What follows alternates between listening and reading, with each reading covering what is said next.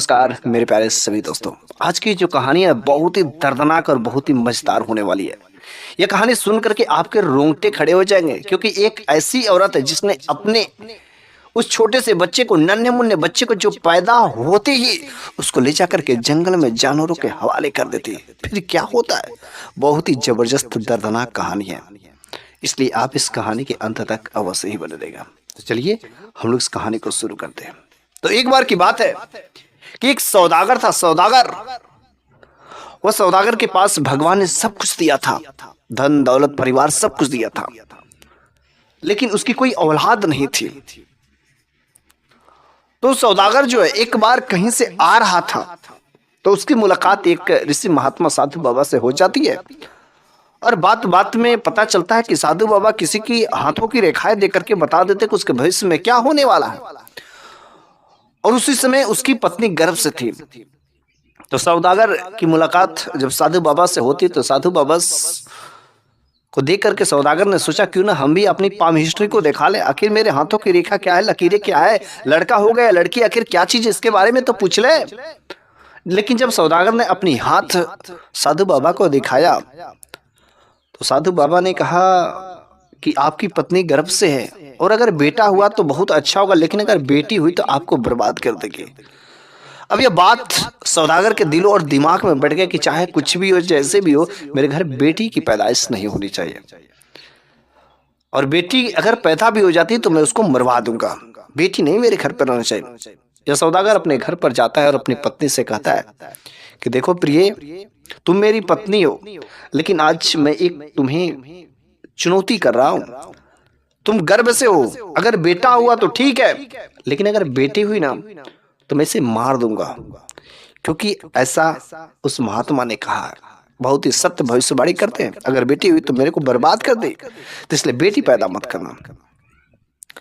वो गर्भ से थी, वो सोचने लगी अरे अंदर क्या है मेरे को कुछ नहीं पता है, भगवान ने क्या बनाया है कुछ किसी को पता नहीं है, लेकिन वह भगवान से प्रार्थना करती कि हे भगवान मेरे को औलाद देना, पुत्र देना, पुत्री मत देना, वरना मेरे पतिदेव मेरे फूल सी बच्ची को कैसे मार देंगे।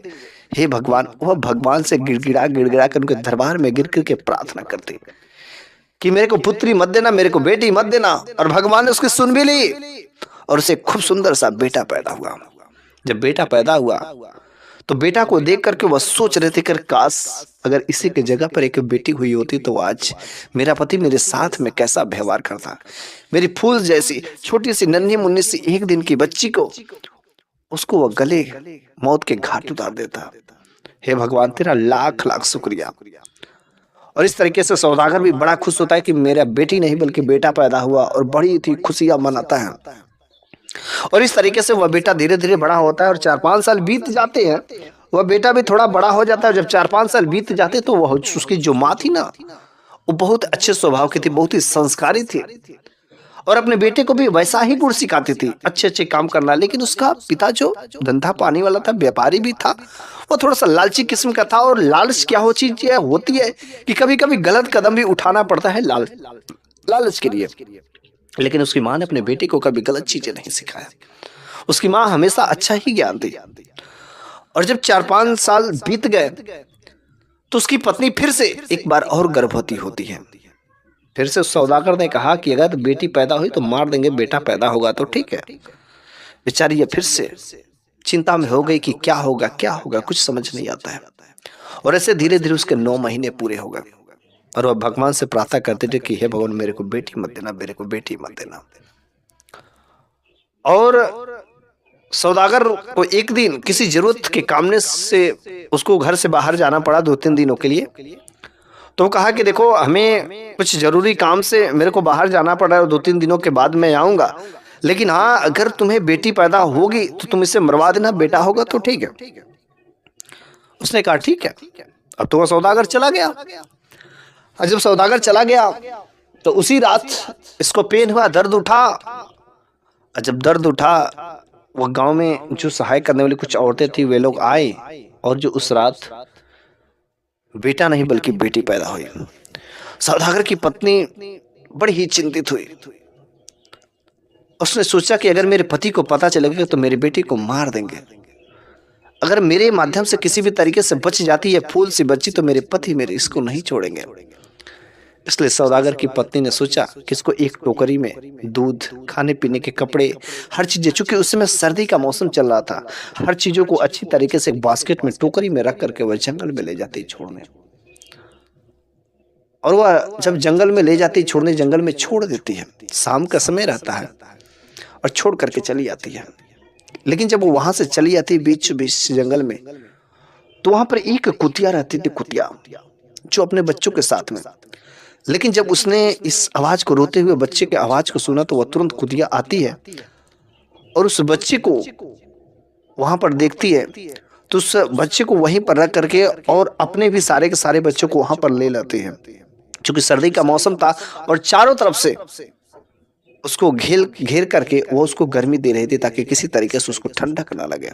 कुतिया इतनी होशियार थी, इतना वफादार थी। लेकिन जब सुबह होता है ना, तो कुतिया को एक ऋषि महात्मा ने पाला था। और सुबह सुबह के समय में जब वो महात्मा अपनी कुतिया को खोजते हुए आते हैं, तो क्या गजब का नजारा देखते हैं। कुछ ने देखा करे, बीच में एक छोटा सा इंसानी बच्चा और चारों तरफ से एक कुत्ती, एक जानवर उसको कितने अच्छे से रखे हुए, और वह रो भी नहीं रहा। उस ऋषि महात्मा ने उस बच्चे को उठा लिया और फिर कुतिया को बहुत ही, उस दिन से उसके नजर में इज्जत, मान सम्मान बढ़ गई। फिर उस बच्ची का वहीं पर पालन पोषण होने लगा। उस बच्ची का साथ जो था, उस साधु बाबा, उस महात्मा के साथ में ऋषि को वह सब कुछ मानती थी। वही पिता है, वही माता है, वही सब कुछ है, वही सब कुछ है। और कुतिया थी, बस उस बच्ची के साथ में कुतिया और वही साधु बाबा। वह बच्ची धीरे धीरे बड़ी हो जाती है। जब लड़की धीरे धीरे बड़ी हो जाती तो खूब नौजवान, अच्छी शुक्ल की, क्या गजब की खूबसूरती भगवान ने उसे दिया था, उसे देखते ही कोई भी मोहित हो जाता। लेकिन एक दिन की बात है कि वह जंगल में कुछ दूरी पर जाकर के वह उन कुत्ते के बच्चों के साथ में वो खेल रही थी। उसी रास्ते से तब तक वह सौदागर गुजरता है। लेकिन जैसे ही सौदागर जब घोड़े पे सवार होकर के गुजरा, तो उसकी नजर जो उस लड़की पर पड़ गई, और जैसे उस लड़की पर पड़ी तो वह मोहित हो गया। और तुरंत उसके मन में ख्याल आने लगा, अरे आज तक तो मैं इतनी खूबसूरत लड़की देखी ही नहीं। वह वहां से चला गया, वह उसको भूलना चाहता था, लेकिन बार बार उस लड़की का चेहरा उसके सामने आ जाता था। रात भर सो नहीं सका। अब तो बस उसके मन में ख्वाहिशें आ गई कि बस चाहे जैसे भी हो, मेरे को वह लड़की चाहिए, मेरे को उससे शादी करनी है। तुरंत पता लगाओ आखिर वह लड़की किसकी बेटी है। और जब उसके सौदागर के आदमियों ने उस जंगल में गए और उस लड़की के बारे में पता किए, तो पता चलता है एक ऋषि की वह लड़की है। सौदागर ने कहा कि जाओ जल्दी से मेरे साथ में शादी करने के लिए बात करो। जब सौदागर के आदमी उस ऋषि महात्मा के पास में आते हैं, कहते हैं कि सौदागर हैं, आपकी लड़की को पसंद आ गया है, इसलिए वह आपकी लड़की के साथ में शादी करना चाहते हैं। क्योंकि उस साधु बाबा के पास में दिव्य दृष्टि था, और उन लोगों को देखते सारा का सारा पीछे का जो कथा था साधु बाबा को पता चल जाता है कि सौदागर कोई दूसरा नहीं है, बल्कि इसी का बाप है, अर्थात यह लड़की उसकी बेटी है, जिसने मरवाने के लिए भेज दिया था। सारी की सारी कहानी पता चल जाती है। साधु बाबा ने कहा, नहीं नहीं, मैं ऐसा घोर पाप तो मैं बिल्कुल नहीं कर सकता कि एक बाप के साथ में एक बेटी की शादी, नहीं, मैं ऐसा नहीं हो सकता, मैं नहीं राजी हूंगा। साधु बाबा उसे मना करते हैं कि नहीं, मैं नहीं शादी कर सकता। वे आदमी सब जाकर के सौदागर से कहते हैं। लेकिन जब सौदागर से कहते हैं तो उसने कहा कि जाओ एक बार उसको कहो जबरदस्ती पकड़ करके लाओ। फिर से दूसरी बार आदमी आया और साधु बाबा को जबरदस्ती पकड़ कर ले जा रहे थे। लेकिन वहां पर जो कुतिया थी और कुतिया के बच्चे, सारे के सारे लोग उन आदमियों पर अटैक कर दिए और साधु बाबा को एक खरोच भी नहीं आने दिए। बेचारे वे सब किसी तरीके से भगे भगे फिर से सौदागर के पास में गए। सौदागर ने कहा, रे क्या हुआ? उसने कहा, रे उनको तो मैं पकड़ ही लिया था, लेकिन उनके पास में जो कुत्ते थे ना, उन लोगों ने मेरे पर आक्रमण कर दिया और जो किसी तरीके से हम लोग बच कर के आए। उसने कहा, अगर कुत्ते आते ना तो उन कुत्तों को मार दो, घायल कर दो, और फिर उस साधु बाबा को बंदी बना करके लाओ। और इस बार कुछ ज्यादा लोग गए और उन कुत्तों को मार करके घायल कर दिए और फिर साधु बाबा को बंदी बना करके लेकर के चले गए। लेकिन जब लेकर के चले गए, सौदागर के सामने पेश किया गया, तो सौदागर से ने कहा, करे मेरे से शादी करने के लिए कितने लोग तरसते हैं और तुम कितने लकी हो कि तुम्हारी बेटी मेरे घर पर आएगी और तुम इस इतने अच्छे रिश्ते को ठुकरा रहे हो। उसने कहा, नहीं नहीं, मैं ठुकरा नहीं रहा हूं, क्योंकि ये रिश्ता ही गलत है। उसने कहा क्यों, कैसे रिश्ता गलत है? उसने कहा जिस लड़की को तुम समझते हो कितनी खूबसूरत है, कितनी नौजवान है, वो लड़की दूसरी कोई नहीं है, वो तुम्हारी ही बेटी है। तुम्हारी पत्नी ने उसे जंगल में छोड़ दिया था, लेकिन एक कुतिया और हम लोगों ने मिलकर उसका पालन पोषण किया है, वो दूसरी कोई और नहीं है। वो कहते हैं अरे मैं तो बच गया, वरना आज तो मैं कितना बड़ा घोर पाप करने जा रहा था। सौदागर समझता है, लेकिन उल्टा ही उससे गुस्सा आ जाता है और वह जो है साधु बाबा को जेल खाने में बंद करवा देता है। और उसे गुस्सा आ जाता है कि मेरी बेटी अभी तक जीवित है। उसने तुरंत अपने बेटे को बुलाया, उसने कहा देख बेटे, तेरी बहन अभी तक जीवित है और वह मेरे लिए अच्छी नहीं है, इसलिए भलाई इसी में है कि तू जा अभी और उस बेटी को, मेरी जो बेटी जो तुम्हारी बहन, उसको मार दे। वह अपनी बहन को मारने के लिए अपने पिता के आज्ञा अनुसार चल पड़ता है जंगल में। हाथ में तलवार लिए, सब कुछ लिए, लेकिन वो मन ही में रास्ते में सोचता है कि मेरी माँ ने तो कभी ऐसी नहीं कही। और कितने खुशी की बात है कि मैं कितने दिनों के बाद मैं अपनी बहन से मिल रहा हूँ और मैं अपनी बहन को मार दूं। नहीं, मैं ऐसा हरगिज नहीं कर सकता। मेरी माँ ने तो कभी ऐसी बातें नहीं सिखाई है। अरे मैं अपनी बहन से मिला तो खुशी की बात है और मैं अपनी बहन को मार दूं, नहीं, मैं ऐसा नहीं कर सकता। वो अपनी बहन के पास उस जंगल में जाते हैं और जब जंगल में जाते हैं तो वह भाई अपनी बहन को देखता, उसके आंखों में खुशी से आंसू छलक पड़ते हैं। वह भाई उससे कहता है कि देख, अरे मैं कोई दूसरा नहीं है, मैं तुम्हारा भाई हूँ, तू मेरी बहन है। और जैसे भाई बहन कहते हैं उसकी आंखों में खुशी के आंसू आ जाते हैं। दोनों लोग गले मिलकर के उनकी आंखों में खुशी के आंसू आ जाते हैं। वह भाई कहता है कि बहन देख, पिताजी ने तेरे को मारने के लिए भेजा है और कहा है कि तू उसको मार करके उसका आंख निकाल करके लाना गवाही के तौर पे, ताकि मेरे को विश्वास हो जाए कि तुमने उसे मार दिया। लेकिन बहन तुम घबराओ नहीं, मैं तुम्हें नहीं मारूंगा। वह बहन कहती भैया, अरे आप मेरे को अगर नहीं मारेंगे तो पिताजी आपको मार देंगे, इसलिए भलाई इसी में कि आप मेरे को मार दीजिए, आपका रहना बहुत जरूरी है। वह भाई कहता है कि नहीं बहन, चाहे कुछ भी हो जाए, मैं इसके लिए कोई दूसरा काम कर दूंगा, लेकिन मैं तुम्हारी जान नहीं ले सकता। तुम इसी जंगल में रहो, अगर तुम्हें किसी प्रकार की कोई सहायता कभी चाहिए तो अगर मैं कर सकता हूँ तो जरूर करना। हाँ, मेरे पास कुछ खाने पीने की सामग्री, तुम इसे ले लो। और उसके पास में जितने सारे खाने पीने की सामग्री थी सब अपनी बहन को दे देता है और फिर वो वहां से जाता है। तो जैसे वहां पर जाता है तो रास्ते में क्या देखता है कि एक हिरन जो वहां पर रास्ते में कुछ जानवरों ने मिलकर के मार दिया था, तो सारा का सारा हिस्सा तो खा लिया था, लेकिन उसका सर वाला हिस्सा छोड़ दिया था। बस उसने सोचा कि अगर इसकी आंख को निकाल करके पिताजी के सामने रख देंगे तो पता चल जाएगा। फिर उसने उस हिरन के आंख को निकाल लिया और ले जाकर के अपने पिताजी को दिखा दिया। अब उस बाप को भरोसा हो गया, उस सौदागर को भरोसा हो गया कि मेरे बेटे ने उस लड़की को जान से मार दिया है। अब बड़ा ही खुश होता है।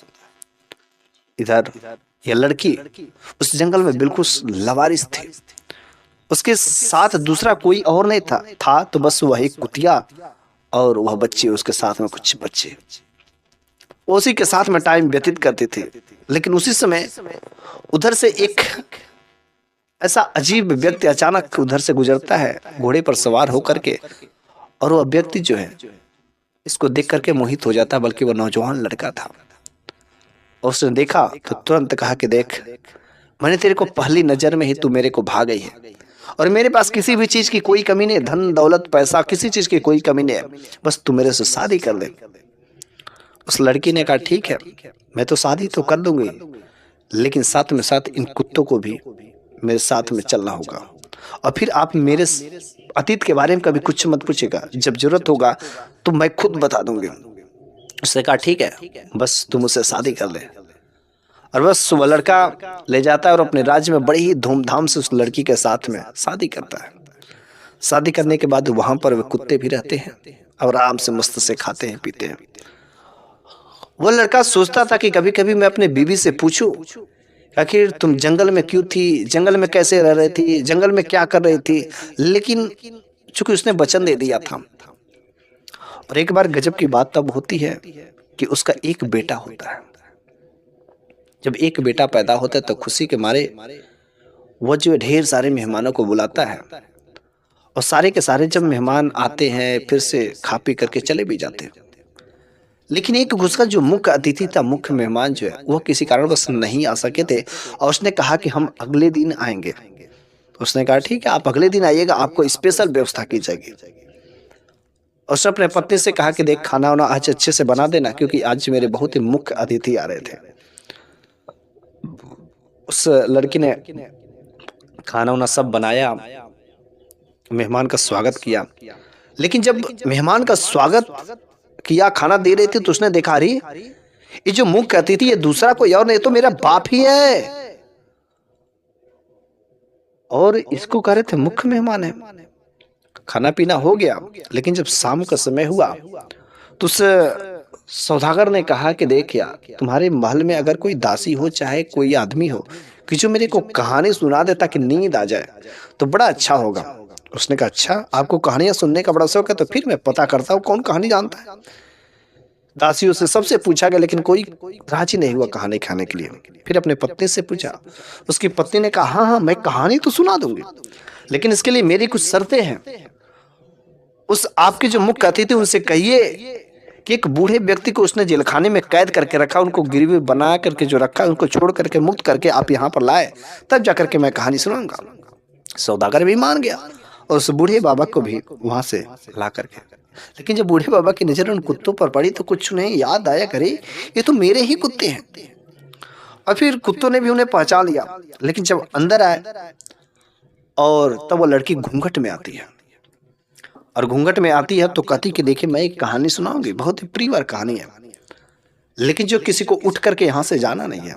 उसने कहा अच्छा ठीक है। फिर उसने कहानी सुनाना शुरू किया कि एक अमीर व्यक्ति था जिसको अपने पैसे पर बड़े घमंड थी, और वह बेटियों को नहीं चाहता था। बेटा पैदा हुआ, लेकिन बेटी को मारने के लिए अपने पति को जबरदस्ती किया, लेकिन उसकी पत्नी अपने बेटी को नहीं मार सकी। वह जंगल में टोकरी में करके छोड़ के गई, और वहां पर एक ऋषि महात्मा और एक कुतिया ने मिलकर के उसका पालन पोषण किया।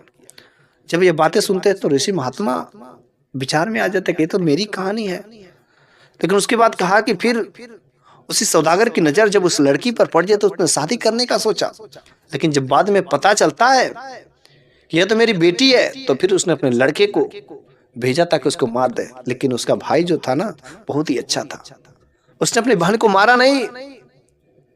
उसने सोचा रही, सौदागर ने सोचा तो मेरी कहानी है, तो वहीं पर वह रुक जाती है। सौदागर ने कहा जल्दी बताओ इसके आगे क्या हुआ। जब वो मारा नहीं तो फिर क्या हुआ। उसने कहा उस भाई ने मारा नहीं, छोड़ दिया। और फिर जो है एक ऐसा अमीर व्यक्ति आता है, वह लड़का आता है, नौजवान लड़का, जो उसे शादी करके अपने घर पर ले जाता है। और फिर उसका यहाँ एक बेटा होता है, और उसमें ढेर सारे अतिथिगण आते हैं, लेकिन एक ऐसे अतिथि रहते हैं जो एक दिन बाद आते हैं, और वह अतिथि दूसरा कोई और नहीं बल्कि वह आप ही है। जैसे वह आप ही कहते हैं, तुरंत तो वह सौदागर अचंभित हो जाता है, तुरंत वह घूंघट हटा देती है। और जैसे वह घूंघट हटाती, सौदागर देख जाता है अरे ये तो मेरी बेटी है। और सौदागर की आंखें उस समय खुल गई थी कि मैंने अपने बेटी के साथ में कितना गलत किया। और सौदागर तुरंत अपने बेटे के आगे जो झुक जाता, कहता कि बेटी मैंने तेरे साथ में बहुत ही गलत किया, मेरे को माफ कर दे, मैं तेरे आगे झुकता हूँ, तेरे चरणों में गिरता हूँ। सौदागर उसके चरणों में गिर गया, लेकिन वह बेटी ऐसी वैसी बेटी नहीं थी। उसने कहा पिताजी बस आप मेरे को अपना लीजिए, इससे बेहतर मेरे को कुछ नहीं हो सकता है कि बस आप मेरे को बेटी कह दीजिए, क्योंकि आपने हर बार मेरे को मरवाने का कोशिश किया, लेकिन जब तक ऊपर वाला नहीं चाहेगा तब तक कोई नहीं मार सकता है। इसलिए बस आप मेरे को बेटी बस अपना लीजिए, इतनी ही मेरी खुशी है। सौदागर भी मान गया, और इसी महात्मा भी समझ गया कि मैंने जिस बच्ची को पाला था उसका बाप मिल गया, इससे भला खुशी और क्या हो सकता है। तो बस मेरे प्यारे सभी दर्शकों, आज की ये कहानी आपको कैसी लगी है कमेंट बॉक्स में जरूर बताइएगा। अगले वीडियो में मैं फिर से कुछ ऐसी ही नई जबरदस्त ज्ञानवर्धक हैरान कर देने वाली कहानियां लेकर के आऊंगा। तब तक के लिए खुदा हाफिज।